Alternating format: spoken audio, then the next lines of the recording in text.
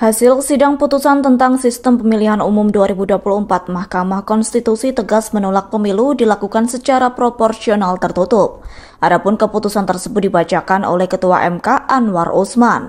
Yakni sidang putusan kala itu digelar di gedung MKRI 1 lantai 2 Mahkamah Konstitusi Jakarta Pusat pada hari ini Kamis 15 Juni 2023. Atas hal itu sistem pemilu di Indonesia tetap dilaksanakan secara proporsional terbuka.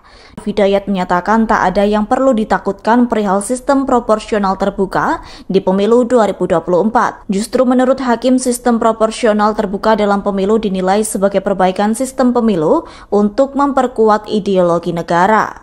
Diketahui sebelumnya sekira 8 orang dari partai politik menggugat ke MK terkait sistem pemilu di Indonesia. Yakni mereka meminta MK untuk mengubah sistem pemilu dari proporsional terbuka menjadi tertutup. Kedelapan orang tersebut ialah Demas Brian Wicaksono, Yuwono Pintadi, Fahru Rozi, Ibnu Rahman Jaya, Rianto, dan Nono Marijono. Para pemohon berpendapat sistem pemilu proporsional terbuka bertentangan dengan konstitusi, sebab pasal 18 ayat 3 dan pasal 19 Undang-Undang Dasar 1945 menyatakan DPR dan DPRD dipilih dalam pemilu, yakni sejumlah pesertanya merupakan partai politik.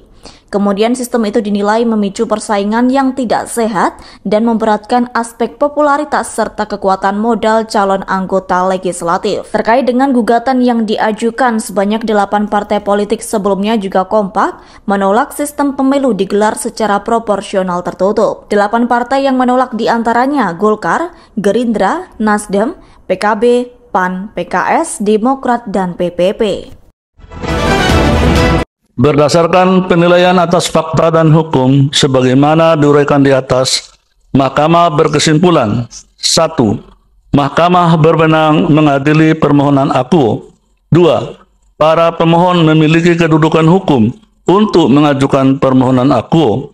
3. Permohonan provisi tidak beralasan menurut hukum. 4. Pokok permohonan para pemohon tidak beralasan menurut hukum untuk seluruhnya. Berdasarkan Undang-Undang Dasar Negara Republik Indonesia tahun 1945 dan seterusnya, amar putusan mengadili dalam provisi menolak permohonan provisi para pemohon.